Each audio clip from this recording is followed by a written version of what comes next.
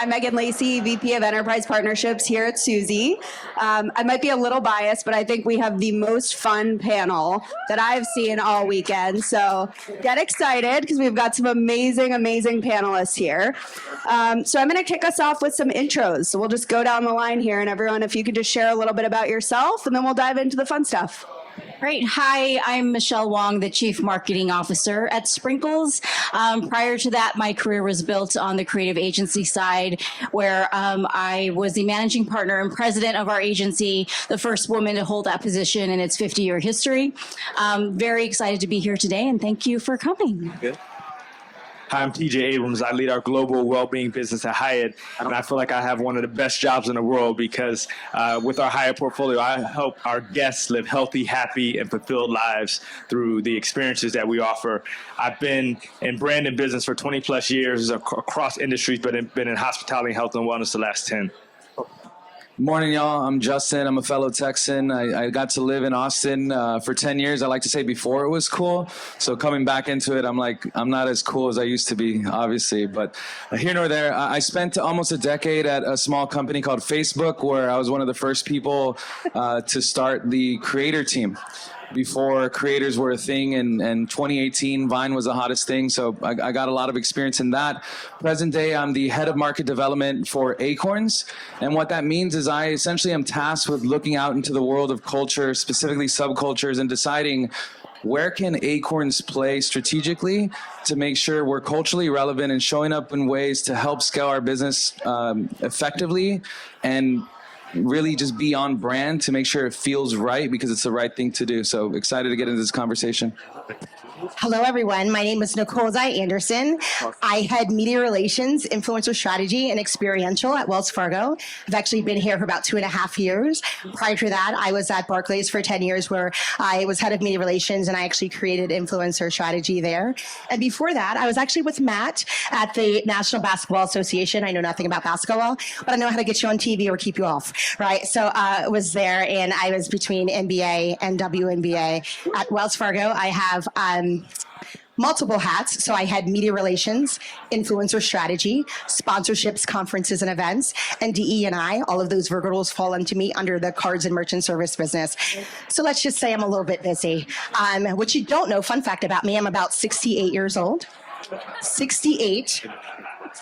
I get wonderful hair, skincare from Miraval, actually. So, shout out to Miraval. No, just joking, I'm not, but I'm trying to bring some humor here. But anyway, so super excited to be here today and talk about influencer strategy. I will be coming with a slightly different perspective just because I'm media relations and influencer strategy. So I'll talk a little bit about that.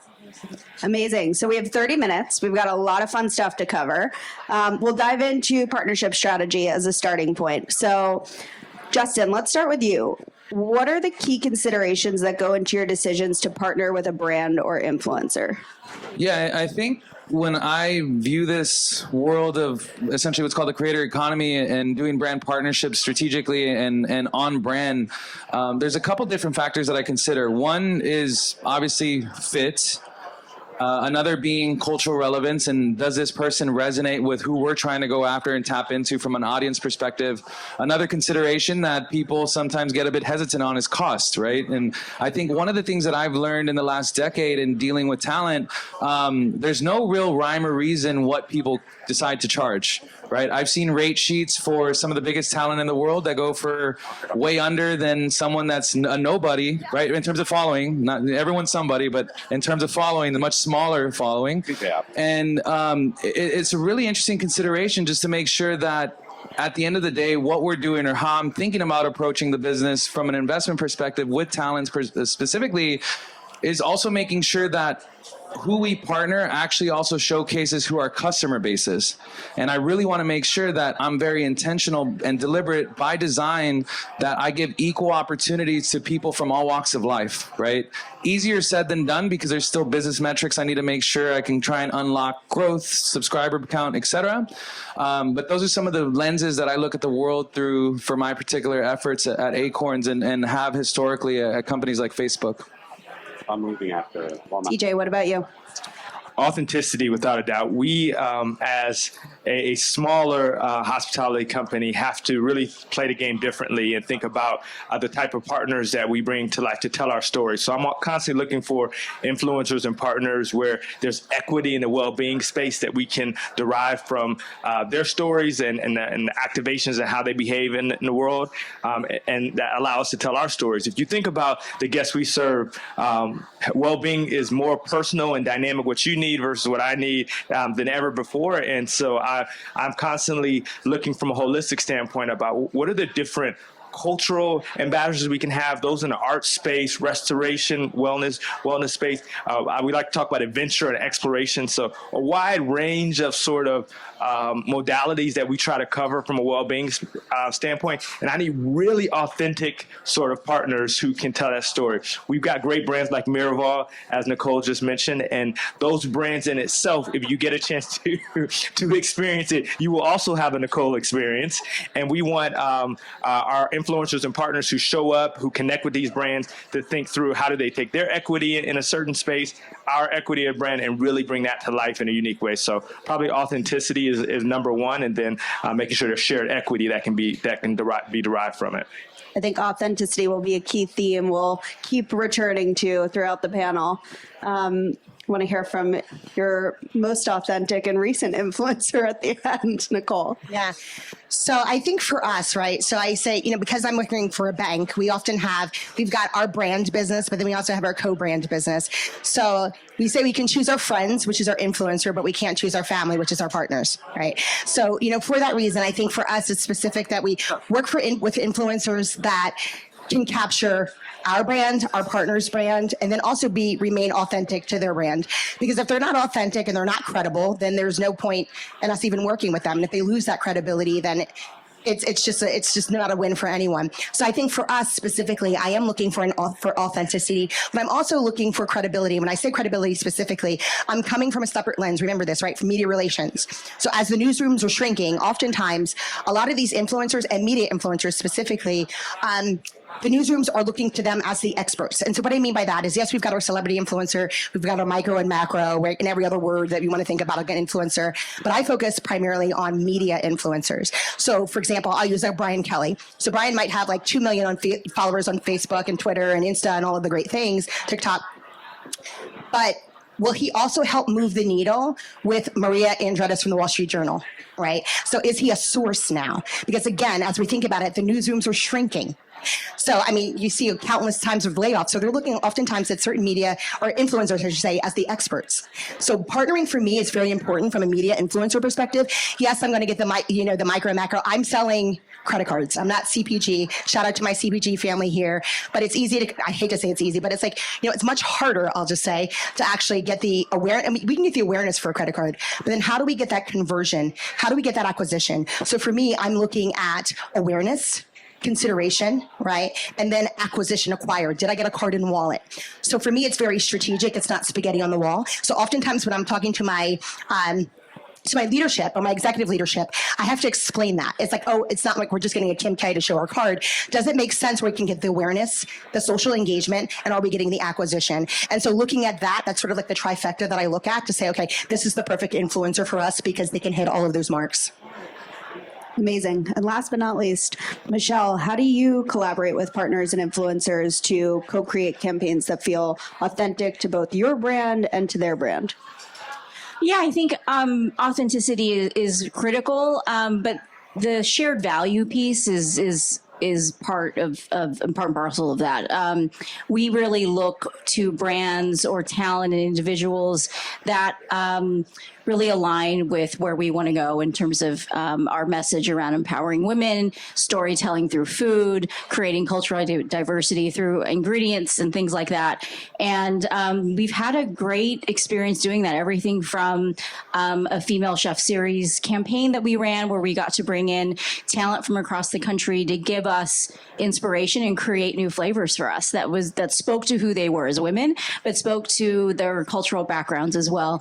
When it comes comes to brands, I mean, what's nice is that, like, Sprinkles are about cupcakes, but we're very much a lifestyle brand, because I think when you have a product that is centered around celebration and joy and sharing and gifting, you end up having and owning a really wonderful spot in the hearts of your guests. And so we're very, very privileged to have that. Because of that, we've been able to extend into so many different categories and platforms, into beauty, automotive even. We've been in fashion, and our guests and our consumer accepts that because it still comes from a place where we're connecting with them on an emotional level. Amazing. That's such a fun example to get us started with. All right, let's switch gears a little bit and talk about specific campaigns that have been considered wins within your organization. So TJ, we can start with you. What did you specifically do in the execution stage for a winning campaign that helped you get there? We have a number of campaign examples, but one that pops to mind for me is our Jalen Hyatt partnership. So hopefully, if we've got NFL fans in the room, you know that Jalen Hyatt is a receiver with in the NFL, and Jalen actually had taken over his personal feed and transformed it to World of Hyatt. And there's this idea of culture, right, that's really important to us, especially as we're trying to show up in the world. And there's some times in which we go out after partners in which we know we're trying to build equity in certain spaces. There are other times in which, in culture, if you stay connected and tapped in, you'll realize that there's really unique opportunities. So Jalen's an example of an NIL opportunity that came from us when he was actually at Tennessee before he was an NFL player, that we were able to strike a deal with. And we not only partnered with Jalen Hyatt as he was entering NFL, but we took our World of Hyatt Experiences platform app. This is a platform that has 500 plus experiences around the world. Everything from going out with the chef and catching seafood out in Key West and having the chef come and cook it to you, to learning how to play the guitar at Thompson Denver. And we decided to do a campaign around Experience Hyatt, the Jalen Hyatt way. So we did an auction experience for our World of Hyatt members. It sold out, of course, immediately. But then we actually gave our members a chance to experience Wellbeing in Jalen's pre-game routines at one of our Hyatt hotels in New York. So it was just a fantastic campaign, but also delivered on the engagement metrics, the culture metrics, and real authenticity for our brand altogether.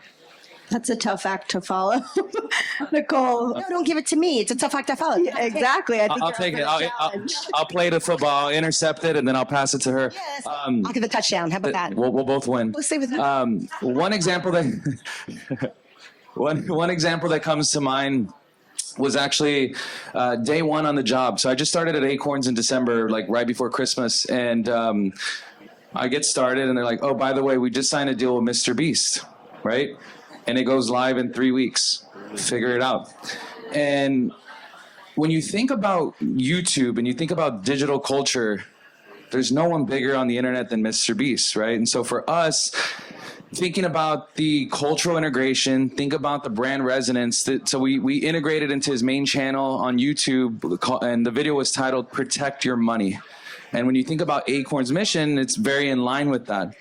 The success of that was it allowed us to effectively scale to a net new audience that we just hadn't really thought about and spent too much time or even resource into. And it's provided a lot of learnings to how we dictate future partnerships with talent of that caliber, and even other talent that pending the audience insights we've took for this younger generations of essentially Gen Z, which is a very hot topic over the last few days here, thinking through how do we meet them where they're at, and who are they following, and how are they being influenced, and what does that look like? And so that particular example is one that comes to mind because it's recent, it's there, it provided hundreds of millions of views, it got us awareness in different markets that we just didn't have, and then ultimately drove the bottom line for our business by providing us with net new subscribers, which ultimately, talking about the funnel, it kind of hit and checked the boxes along the way. That's right. So before I talk about the success, I just want to give you the thinking first, right? So for me, whenever I approach a campaign, I have, I would say 3 tent poles: what's expected, what's respected, and what's unexpected. So I call that my ERU. So when we're thinking about a campaign and making sure it's successful, I kind of go through that lens, right? So I just want to give you the backstory before I actually give you a really quick high level, because I know we only have 30 minutes, example of what success looks like for me. We're going to steal an extra 10. So you have some. Really? Yeah. Don't tell me that. Tell them that, because, I can talk. Okay, so essentially, the truth. So I'm here, right? So essentially the ERU, right? What's expected, respected, unexpected. So if I have a campaign, I know we're doing a new launch. And again, for me, it's cards, right? So I know a new launch. So I know that I'm talking with my team. Okay, it's expected to do a press release. It's expected to do some sort of influence or something, right? It's expected to get the awareness and engagement and all the things that we need. All of that is expected. So if you come to me with a campaign plan like that, that's expected. So what's the respected? Okay, so yes, it's respected. Do we partner with a Variety magazine? Shout out to Variety in the audience, right? Do we partner with a respected media agency? Do we partner with someone like the Points guy, Brian Kelly? I feel like I need to be on his payroll. I've said his name twice already. Do we partner with him who's respected in the industry? Do we partner with like a MasterCard or a Visa? So we have that respected credibility there. But what's the unexpected? What's that trifecta? That's where experiential comes in, right? How do I bring the value prop to the card of my card to life?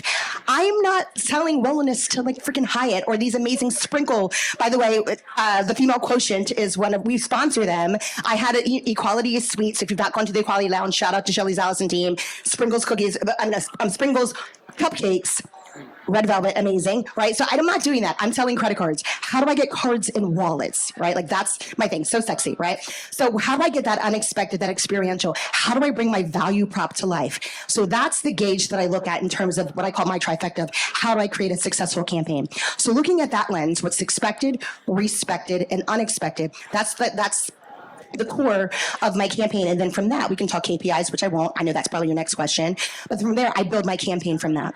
So ultimately, my goal, again, is to get cards and wallets. So how do we measure that, right? So when I think about, and I can name drop and I won't because it's just selfish, but like working with, celebrity talents, micro influencers and all of that, the one that comes to mind for me, and I was thinking, do I talk about when we did Hawaii or do we talk about Uber? Like my team was like, oh, talk about these things. But actually, I'm going to talk about something that's less sexy, but we saw extreme results. So in my former life, we did an event. Well, we actually launched. It was the Uber Visa card, and we launched it actually with Kevin Hart, who's now with Chase. So that was again former life, and. Yes, we got awareness, we got engagement, we got all the wonderful things. But what we saw at the end of it was that we saw a spike in awareness, acquisitions, and approvals. So not only did people see it, but the right people saw it, right? And for that reason, we saw a spike, and it was really crazy. We saw a 50% lift in applications and an 80% lift in approvals. Right. So normally it's the other way around, right? 80% in applications, 50% in approvals. So what we saw was not only that where people were seeing it, but the right people were seeing it. Right. So that niche of credit card that was not really sexy became sexy. Right. It was like 5 times on dining. So we went to all these great places like Nobu, when Nobu first just started coming out like in LA. But those experiences weren't just one and done transactional. Right. It wasn't just a one and done. But I made sure that I invited influencers and media influencers that were in the best of. So it became a recurring conversation. So it wasn't transactional, it became relationship. And based upon that campaign, a lot of the media influencers that I worked with maybe like 5-6 years ago, that maybe actually were just starting out and now they're successful and they've grown their brand.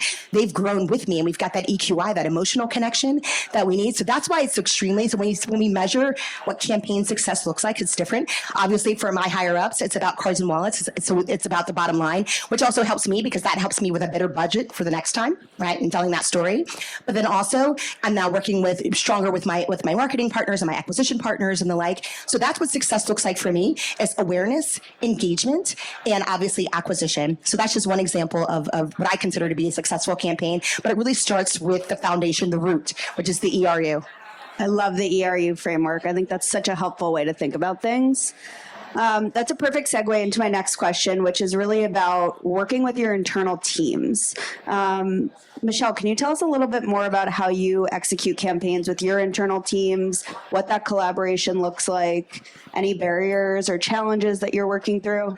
Yeah, I mean, I'm really fortunate that the team at Sprinkles, everyone has this incredible restaurant and food background. We're all foodies. We obsess about things like that.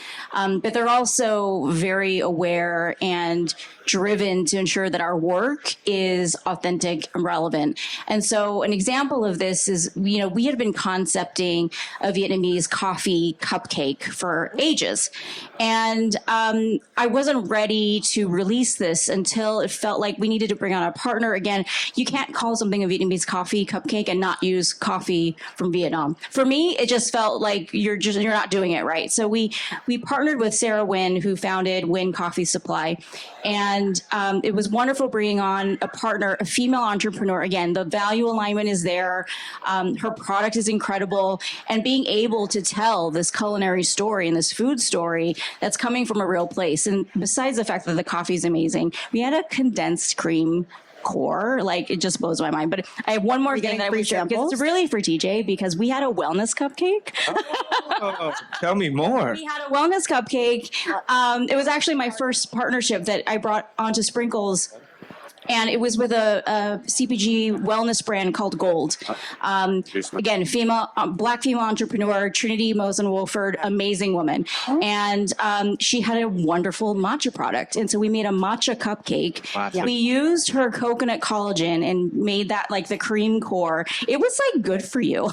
I was like, a cupcake that makes my skin better. I'm like, this is a win. But, that was an interesting case for us too, because we work with big brands. We work with big celebrity talent. And like, shout out to, if anyone from Patron is here, they we've been working with them for years in our margarita cupcake, and they donate products. And that's been a great relationship. But a brand that is smaller and that's on the cusp of growth and is sort of on that bubble, we bought our product from her, which isn't traditionally how a lot of like food sort of things get exchanged. And it was really important that we went about this the right way. Again, our value set is, if we're here to support and empower women and we're working with a female entrepreneur, not only are we going to both benefit from this partnership and this incredible cupcake that's going out to the world, but we're going to make sure that we're doing our part to be supportive on the back end as well. And so I think when you come at relationships like this and really look at how authentic and how true you are and your commitment to your values from start to finish, that comes out in the work. It comes out in how people experience your product too, and makes it more positive. Amazing. Justin, what should the rest of us be doing to make sure diverse voices are being heard and we're collaborating with underserved communities? I think about this a lot, and I think for me, it's really looking at Gen Z and seeing what they're doing. Because I come from this thought that what's old is new again, and it's very cyclical. We see it in music, we see it in fashion, we see it in food. And really, like, if anything, the past can kind of dictate the future. So looking at what has been successful or hasn't been successful and adapting it accordingly to more modern times is something that I'm spending a lot of time thinking and also doing. But in particular for me, right, I just so happen to be a minority myself. So in thinking through that, like, I'm thinking, what do I want to see? What do I want my daughter to see, who's 2 years old, and looking through and by the way, I'm spending so much time watching content on YouTube, anything from Big Bird, Blippi, like Coco. I've watched all of it. All of it. My recommendations are so bad these days that I don't even use YouTube for me anymore. They got that. My daughter is my YouTube at this point. And within all that, I think for me, it's just really keeping an open mind and an open heart to understanding that while I can do anything, I can't do everything. And it's really being intentional by design, knowing that resources are limited, right? In terms of personnel, in terms of budgets and initiatives and things of that sort. So it's really just making sure that if it feels right for me and feels right for others, and if there could be like a do good, feel good, to really help these underserved community. And one thing in particular, I'll give a real life example. was women's sports, right? Specifically as it pertains to NIL. And I was leading a panel here a couple days ago, and I talked about Caitlin Clark. And I think this whole idea around Clark mania is a real phenomena that isn't and shouldn't go anywhere anytime soon. And I think people like her are great use cases to really make sure it's not just like a falling star and then it goes away. And so specific to your question, it's really just trying to best understand as best as I'm able to know, see, and just have a sense and pulse on culture, ranging again from the Coco Mellons of the world to the Caitlin Clarks and everything in between. I love it. TJ, any last thoughts there? I wanted to jump in on the team question, because we're in the people business. And when you think about how you really make an impact on a stay or an experience when you're at Hyatt, it starts with what we call our colleagues. And so I'm a big believer in what I call inside-out transformation. This is making sure that before you go out to the world and want to behave in a unique way, the colleagues, the people on your team can actually truly embrace it. And we have all sorts of amazing experiences across the world, from our barista at the Grand Hyatt Nashville, who came to Nashville to be a country music star. He was just a barista who made amazing coffee. And then when we brought our Wellbeing offering to him and we treated him as a whole person, he now is doing a Songwriters in a Round course. If you go to Nashville, you have to take it. That's blowing people's mind away, right? So everything from our barista at Grand Hyatt Nashville to our artists who are teaching people how to play guitars at Thompson in Denver. We see engaging our colleagues in a really unique way and bringing them into the strategy is a big piece of it. But I also want to shout out our partners. We've got a panel right after this, so I'll come back to Headspace and Future and Masterclass, which is our most recent partner. But in every sort of new partnership that we bring to life, we make sure that there's a colleague benefit so that our colleagues get to understand and feel what it's like. And I just think for brands who want to behave and show up in the world in a different way, this is really, really important to your strategy. So it's a key piece of how we're showing up. I have something new to add to my itinerary for Nashville, apparently. Yeah. All right, so with our last 5-10 minutes here, I'm going to switch gears to success metrics. Nicole, I'm going to come back to you because of the ERU mantra that you have. And I'd love to just hear a little bit more about which metrics and KPIs you're using to evaluate success of campaigns and brand partnerships in general. Yeah. Okay, so this is going to be a repeat. There'll be a test in the end. All right. So I think for me, right, so again, I have two hats, right? So it's media relations and influencer strategy. So I date myself. I'm really not, 68, shocker. I'm 47. So I am old school when it comes to traditional, how do we monitor and how do we but how do we monitor and actually measure, right? So my KPIs, I look at it from twofold, right? So for me, obviously it's awareness, right? So it's the old school. We can debate on, do we do media impressions? What do we do? All that stuff, right? So it's also, so I measure looking at my ERU, but so I'll talk about that second, but really it's, it's engagement. It's, positive, negative analysis, right? So let's be clear, spoiler alert, I work for Wells Fargo. So sometimes, negative news is, headlines. But let me just say, I'm in the card business. Okay. So with us, we are actually, we're the growth engine. We're also sort of like the favorite child right now, which is good. Media, please don't write that because I'll get in trouble on Monday. But, we're the favorite child. So right now, our press pretty much right now, from a card perspective, is at least about 97% positive to neutral sentiment. So that's there. But so I do measure all of the traditional ways that I measure, right? Success from a media perspective, but then also from an influencer perspective, for me, it really is, it's engagement, it's like shares, it's, people talking, what are they saying? Obviously the positive, negative analysis comes in there too, but then also lower funnel, it's the conversion. Did we get people to, to apply? And then also sort of like what we call the moment of truth. Did we acquire, right? Again, it's different because I've got underwriting and all of these things. So you might have saw a product. We just actually launched a product, a new card, or announced a new card this past Tuesday called Autograph Journey. Shout out to Autograph Journey. According to Newsweek today, it's one of our competitors' killers. So I'm happy about that. Just check out the Newsweek article. But essentially, so we measure like all of the traditional ways of which we measure. But then for me, on an influencer side of the house, it's the engagement, it's the likes, the shares, and then it's did we acquire, right? So if we have one of our influencers on Outside of a social channel, I also put them on, depending on who they are, traditional media. So did we see a spike in applications? Did we see a spike in approvals? And again, this is different because I know you guys are in the room to talk about, from a marketing perspective, but right now to me, it's very 360, right? It's not one or the other. I think sometimes people are like, who actually owns social? Well, not social, but who owns the influencer space? Is it social media? Is it our digital marketing? Is it our marketing folks? Is it PR, right? And I say it's not an either or, it's an and. Really, because we really want that 360 surround sound. And so when we're measuring, I'm having the conversation in the beginning, right? As we're working and building our campaigns for like our ERU, what's expected, respected, and unexpected. So, what is the overall line of business is goals and objectives, and how do we get there? And how do we measure that not only we did what we said we were going to do, I believe in either meeting or beating those, meeting or beating those metrics. And so I know, listen, I said a lot, take the meat and leave the bones, but the reality of it is here. I'm sorry, I've got many of them. I do. Earlier, I was sweating like a sinner in church, but that's another story.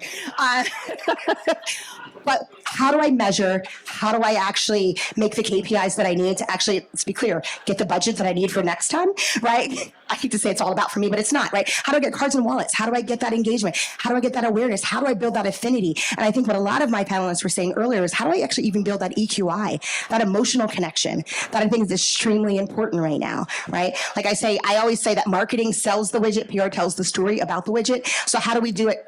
How do we do it collectively that makes sense and that can be measured, right? And again, for me, I'm very competitive. So how do I either meet or beat my metrics? Amazing. Justin, what factors cause you to say yes to renewing a partnership?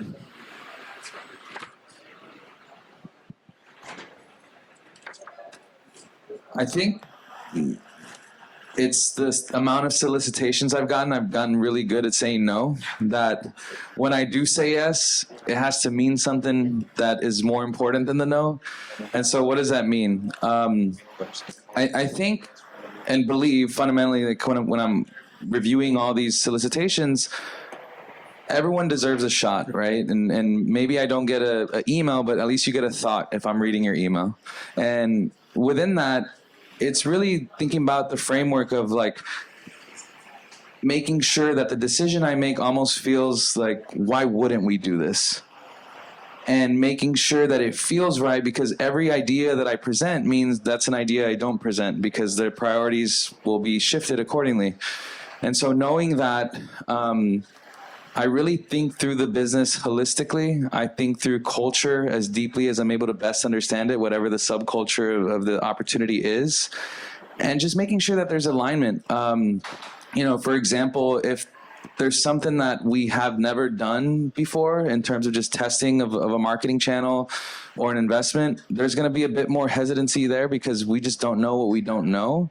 And what's familiar is comfortable. And I'm kind of in this like gray area of exploratory for change and change for good specifically. So it's holding myself to a high degree of standard to know that if I say yes, I want it to mean something. And so it's something I'm constantly thinking about, and it's making sure that I'm basically poking holes through things to make sure this is the thing that feels right because it is right, because I've said no to 10 other things besides that. Amazing. So we've got just a few minutes left. As we were preparing, it sounds like there are some exciting things coming up at Sprinkles. So I wanted to give you an opportunity to share across the panel anything exciting that you're really looking forward to within your business or from a partnership standpoint. Yes. So Sprinkles, we're known for our bakeries and our ATMs that you'll see all over the place. But later this year, we're actually launching our first CPG product. We're launching a premium line of chocolates that'll be in retailers nationwide. But if you're near a bakery, you'll get a sneak peek on Monday. So all of our chocolates are inspired by our iconic cupcake flavor. So imagine a red velvet chocolate bar that's filled with cream cheese frosting. So they're amazing. Check them out. And if I look tired, that's why this launch is coming. Awesome. Well, thank you all so much for an amazing, amazing discussion here. I think we have, Thanks for the a little plug. I wanted to give you a little That's a plug at sweet the way end. to end it, I would say. Okay, we've got a couple extra minutes, so we can sneak in across. Nicole, anything else you'd add, or Justin? Anything I can add? Look, go ahead with that. Anything that you're excited about? Oh, my PR hat kicked on. I was like, what shit? What can I say? What can I say? Look, so what I can say, what I'm excited about is like literally in the next, it's a very exciting time for card at Wells. And I will say that we have, I can say it. We've got 4 new products that are going to be launching in the next 4 months, and so that is exciting time. It's a busy time from a partnership perspective. I will say I think there will be one of interest, TJ. So we're going to talk. We have my event marketing agency here right now, so we're going to have some conversations because I think this could be mutually beneficial. So excited about that. So stay tuned around June, July for that one. But yeah, so I think it's really exciting time. There's a lot of great stuff happening, at Wells, and so and more to come. I wish I had more to be able to share, but I can't say that we've got like a red velvet cream sprinkle thing happening. Okay. What about you, TJ? Masterclass Headspace Future. We're going to talk about Headspace and Future in a second. Masterclass we just launched in January. We launched it at Sundance with a partnership with Issa Rae. Her class will be in our hotels this spring, so very excited. As we think about healthy, happy, fulfilled, right? Really just meeting our guests in a variety of different modalities and unique sort of partnerships to tell that story and to meet you where you are when you're traveling. So excited about those partnerships. Amazing. Yeah, I'm excited the continued success we're seeing and experiencing with our co-branded debit card that we did with Dwayne "The Rock" Johnson called the Mighty Oak Debit Card, which launched in November. And thinking through how do we basically take that and make it bigger and do more and think bigger. So a lot of my time is spent thinking about how to do that and how to apply it in a way that's culturally relevant and fit, and using that model as really the framework to build from it. So a lot of exciting things that I haven't done, a lot of exciting things that I haven't said yes to, and that's what I'm most excited about. Awesome. Do we have some time for questions from the audience? Hi, everybody. I'm Donovan Curry. So I co-founded a influencer marketing management company here out of Austin. I've talked to Justin before around this. This is a broad question, but something that we're trying to understand. What are your pain points? What are the things that kind of keep you up at night when it comes to influencer marketing for today, but also the future?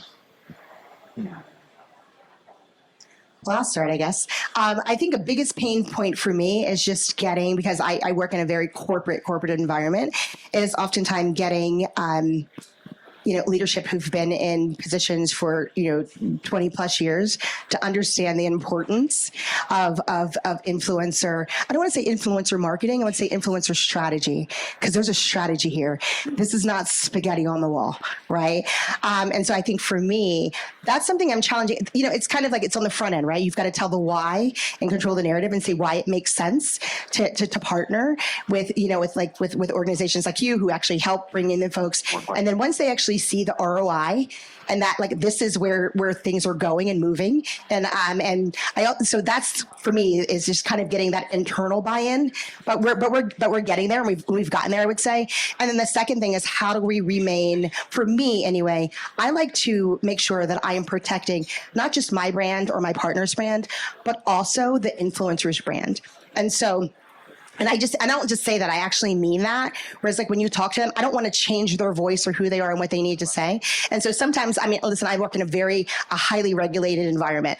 So I have to kind of have those battles with legal and compliance. We are not writing or rewriting their stuff, right? So how do we fit into that space? Because I think that's the important thing, is that how we change our mind and approach. And so for me, that's a challenge that is for me, to show that, to keep that authenticity. Because as soon as we lose that, we've lost our audience and lost our credibility. So those are two challenges that I gladly face.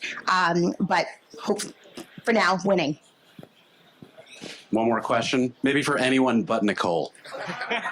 Are you saying that I talk too much, Matt? Because I'll deal with you later.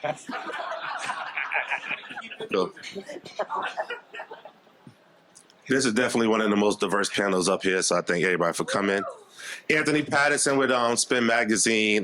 This is a question more for Justin, because in my former life, I was a financial advisor with Morgan Stanley, and I'm always interested to know how financial institutions create massive awareness, right?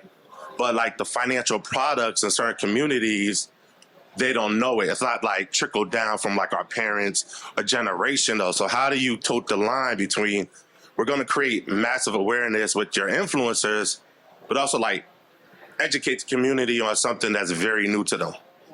Yeah, it's thank you for the question. I would defer to Nicole, but she's not able to answer questions right now. There's no day 5, guys. We need to, you know. I'll get this in 60 seconds. I think a lot about my upbringing, and specifically I had a chance early on in my career to work for Goldman Sachs. This is 2010 when they're under allegation from the SEC, so it's the best worst time to be there, and I was there. And thinking through what financial literacy means for all, personal finance is personal, meaning each and every one of us in this room has a different definition of what money looks like and success with money looks like. And so for me, as I think about how do we effectively tell our story, how do we effectively advance our mission of really thinking about the future for the up and coming of everyday Americans, and how Acorns effectively got started a decade ago, this year actually, it's doing what we know best, and it's money, and no pun intended, but making it make sense for all and for everybody. And so when I think about that and the lens of our voice that we're trying to co-create with communities and that we have the immense privilege to serve, it's super important that we're extremely mindful of the fact that there's 3 topics that people really don't talk about, right? Religion. Health is a little bit more open now. People talk, especially if you're in LA, and I used to live in LA, so I can say it's like you got a therapist, acupuncture, all the things, right? Money is something you really still don't touch. It's very taboo, especially in a family setting, right? And so when I think about messaging, or when I think about marketing, I'm thinking, how can I say something that would click and resonate? Because at the end of the day, I know this is a very uncomfortable topic for people. So my whole really North Star of like when I think about things is, how do I normalize conversations around money and make it synonymous with Acorns? I haven't figured that out quite yet because I'm only 2 months into it, but give me 2 more months and maybe I'll have a better answer for you next time. And then maybe I'll even let Nicole add in something. Yeah, really quick. Okay, I'm not saying no now. I'm reclaiming my time. So I will say that we Wells Fargo just partnered with the Female Quotient, and there's a survey that we just put out called Taboo Talk that talks exactly about that, right?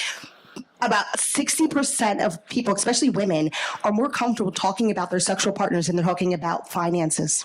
Right. So there's a huge, so if you haven't seen it, Google it. It's called Taboo Talk. And it's a survey that just came out. So we can talk offline a little bit about that. Okay, Matt, it's back to you. All right. Well, thank you all so much. This was an amazing discussion.